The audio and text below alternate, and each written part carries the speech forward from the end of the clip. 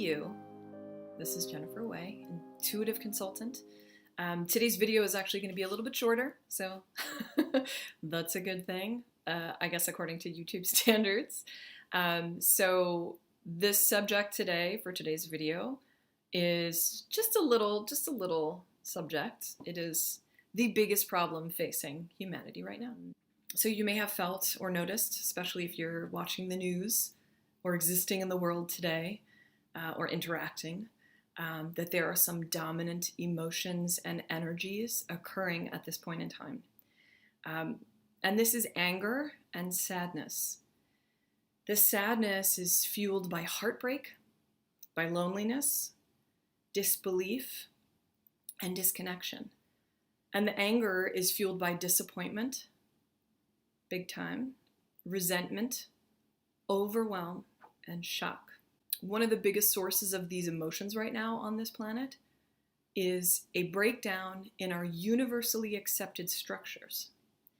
Now, what's one of the biggest structures dominating our consciousness today? Idolization, or idolatry. Our myths, our stories, our religions, our gods and goddesses, our archetypes, they all incorporated a fundamental structure of idolization. The god, the goddess, the queen, the king, the prime minister, the president, the dictator, the pope, the bishop, the CEO, the hero, the champion, the celebrity. Our nearly 5,000-year-old obsession with idolization reinforced separation and hierarchy. Now, that's a long time. These beliefs are imprinted on our DNA. These beliefs have dominated us for so long. It indirectly tells us that we can't take responsibility for ourselves. So we're seeing now what happens when we put our faith and our heart in our leaders or idols. We are personally affected, and we're taking it out on each other. Man-made ascension over the masses is not possible without oppressing others.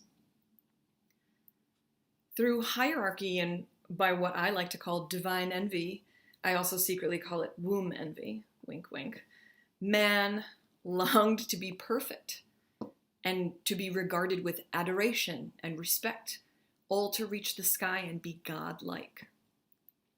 When we idolize, by design, this very action that automatically lifts a person above us sets us below. When we project onto our idols and our leaders, we are focusing our energy outside of ourselves. Things are so extreme right now because this and what's happening is a reflection of internal battles that many of us are not addressing. Is this why we're so heartbroken and torn? Like, why do we still feel that we need to look up to or be managed by someone? And my question to you is, what would happen if we stopped looking up to other humans? Well, what if we realized that we're not better than anyone else, but we're certainly not worse than anybody else?